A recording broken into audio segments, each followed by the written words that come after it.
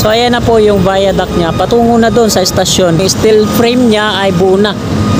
At ayan naman yung viaduct niya patungo dito. So dalawang ano yan, viaduct sa kanan at kaliwa. Tapos pagdating dito, so may partner pala yung pier na to, no? Mayroon pa dun sa kabila.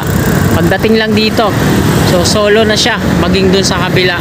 Sinimulan ko to, walang naniniwala sa paligid ko. Magandang gabi Luzon, Visayas, Mindanao. Magandang gabi mga kasikap at magandang gabi sa mga kababayan natin on abroad, mga OFW na. Nandito po tayo ngayon sa may Quezon City Memorial Circle at mag-update po tayo dito sa MRT 7. Umpisan po natin dito mga kasikap. Ayan, pakita ko po muna dito, no. Ito yung circle, tas mga puno sa gitna at ayun naman yung simbolo ng QC. So zoom in natin, no. Medyo madilim na kasi alas 6:30 na po ng gabi.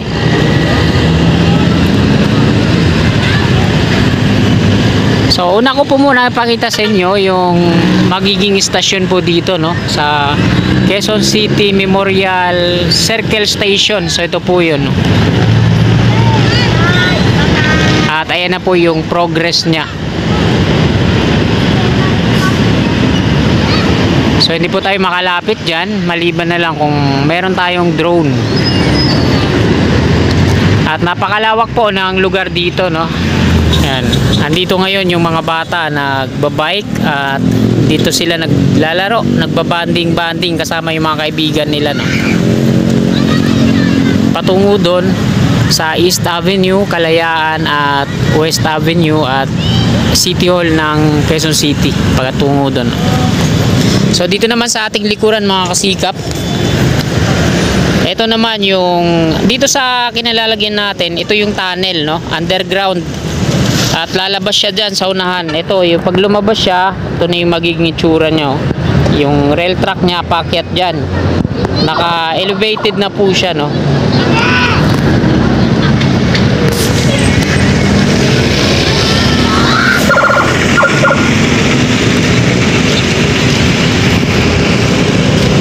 So ayan po yung itsura niya mga kasikap. At dahil nga gabi na, medyo madilim na yung kuha natin, kaya pagpasensyahan nyo na po. So maya maya pag alis natin dito, babaybay natin yan hanggang dun sa palabas sa North EDSA, kung saan naman yung pinakauling estasyon, no, North Common Station o North EDSA Station.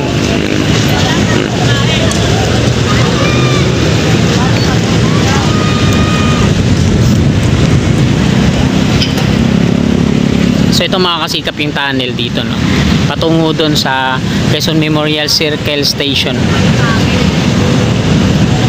At ayan, pagpasensyahan nyo na yung kuha natin, medyo madilim na.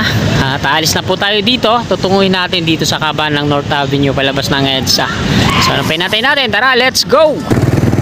Ito yung dinadaanan natin, yung tunnel mismo, underground. At rail track nya na rin sa ilalim. So ito naman yung palabas na. Wala dito, paakyat doon sa unahan. Binakuran siya dito, ito yung mga barbed wire, tapos yung cyclone wire.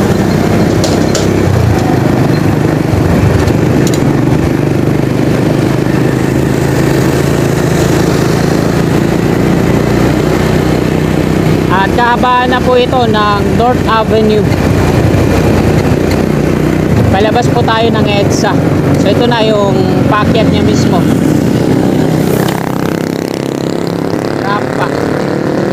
Paakyat at pababa.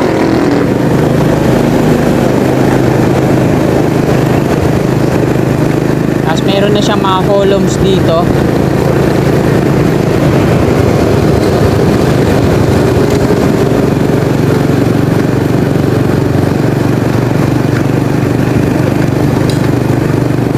At ito yung mga materyales dito sa ginagawa nilang stasyon, North EDSA Station o North Common Station.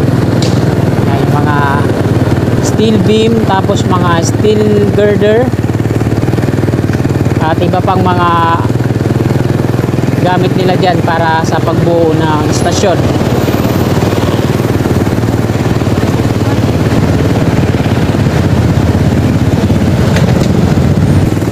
nandito na tayo sa intersection.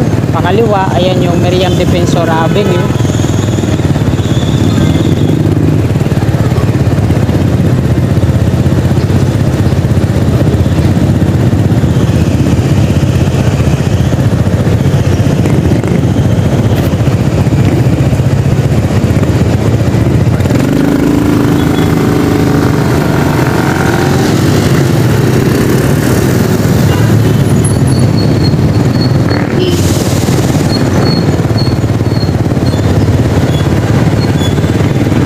Dito na tayo, no? Ito yung intersection at ayan yung pakaliwa patungong Miriam Defensor Avenue. At diretso naman palabas ng EDSA. Medyo traffic sa part na to kasi nag-aagawa ng linya, no?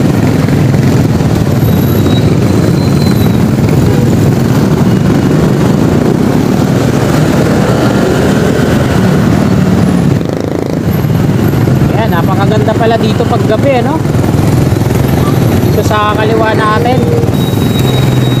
Ganda ng mga pailaw dyan sa ano, Ayala Mall. So hindi ko may papakita sa inyo mga kasigap sa matraffic.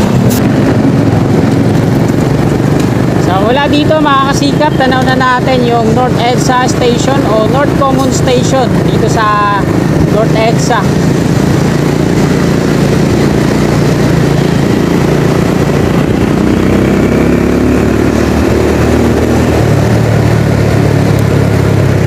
So ayan mga kasikap, galing tayo kanina doon, naipit tayo sa traffic at ito yung viaduct ng MRT7. So nagsasanga yung viaduct dito, no? At ayan yung landmark Trinoma sa tawid, napakaliwanag. So meron siyang elevated walkway dito, no? Konektado yan dyan sa landmark Trinoma dito sa SM North EDSA at dito sa MRT7 maging dun sa Common Station sa EDSA, no? Ito yung Unified Grand Central Common Station, LRT1 at MRT3. So ito naman, bukod lang yung istasyon ng MRT7, ito yung North EDSA Station naman, no? O North Avenue Common Station. At ito yung sa baba. So bilangin natin kung ilang floor ba to mula dito sa baba. 1, 2, 3. So pinaka tuktok, ayun yung pang-apat, yung dun ka na mismo sasakay sa tren. Medyo nakakasilaw lang, pagpasensyahan nyo na. So bante na tayo dun sa unahan. Dito naman sa ilalim, andito yung mga materyales na ginagamit nila para sa pagbuo ng stasyon na ito, no?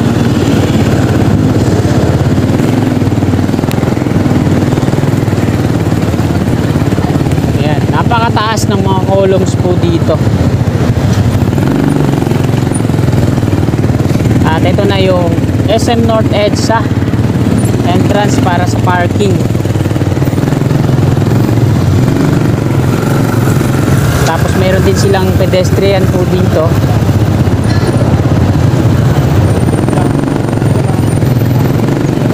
At dito sa loob, yung terminal, yung mga sakayan ng SUV, papuntang QC at ayan, may mga modern jeepney din dyan. Yan ang terminal po niyan.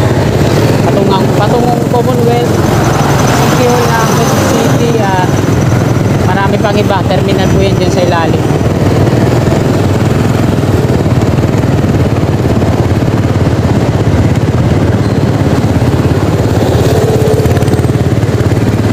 Yung mga napakataas na mga pier column na to, no?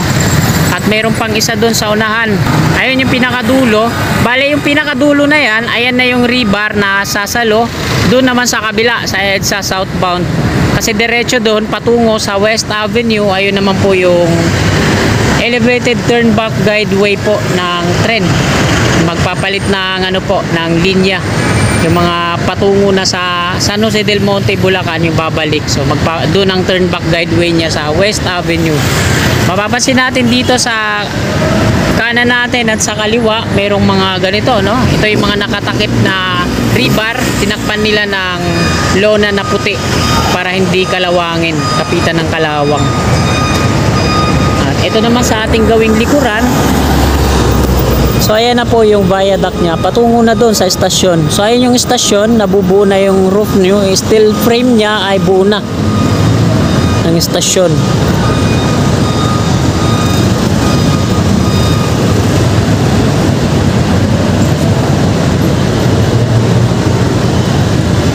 At ayan naman yung viaduct niya patungo dito. So dalawang ano yan, viaduct sa kanan at kaliwa. Tapos pagdating dito, so may partner pala yung pier na to, no? Mayroon pa dun sa kabila. Pagdating lang dito, so solo na siya maging dun sa kabila. At ito yung terminal ng jeep dito sa SM North EDSA. Ayan yung mga patungong City Hall. Doon naman sa kabila yung SUV at yung mga modern jeepney sa mga magtutungo ng Commonwealth at Fairview. Dito pong sakayan yan.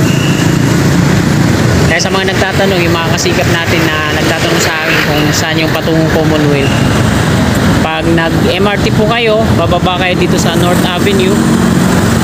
Pag nag-P2P bus naman kayo, doon din kayo bababa at lalakarin nyo na lang patungo dito. Kasi ito po yung sakayan yan.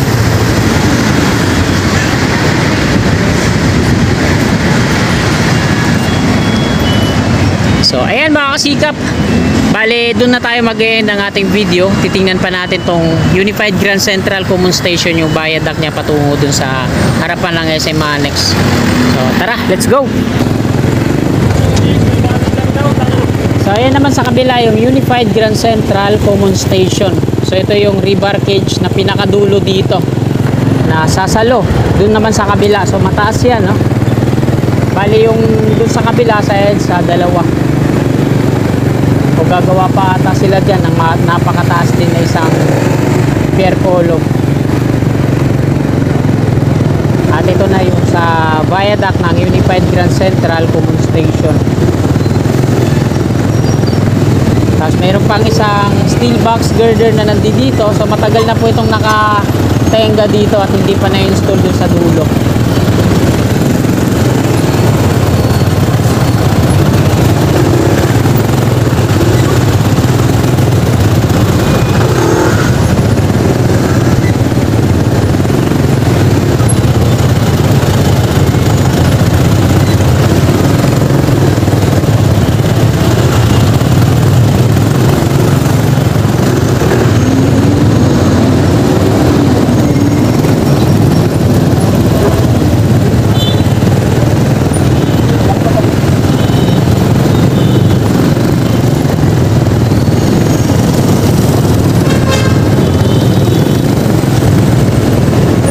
SM North EDSA, makikita natin sa entrance, ayan, meron ding bakod papasok hanggang dun sa unahan.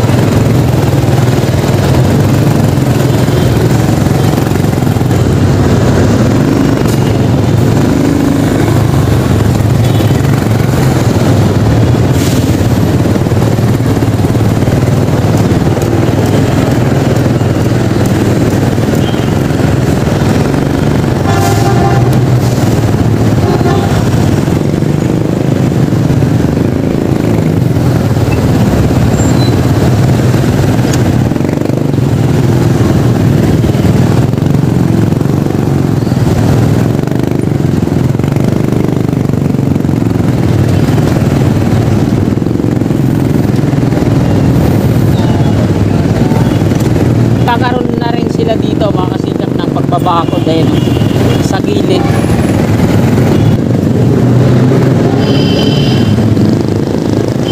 Tatlong steel box girders pa ang kulang dito.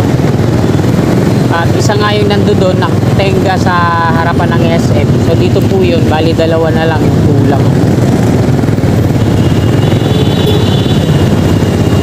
Bali 5 tong steel box portal beam dito. At kadikit na siya dyan sa viaduct ng LRT1. At ito yung pinakadulo niyan.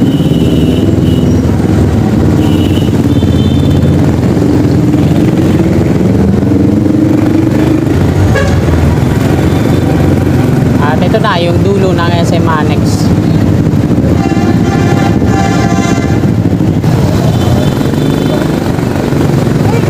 At ayan mga kasikap, dito na po nagtatapos tong video natin ngayong gabing ito. Maraming salamat mga kasikap sa panonood. God bless po sa ating lahat. You're my angel, angel baby, angel.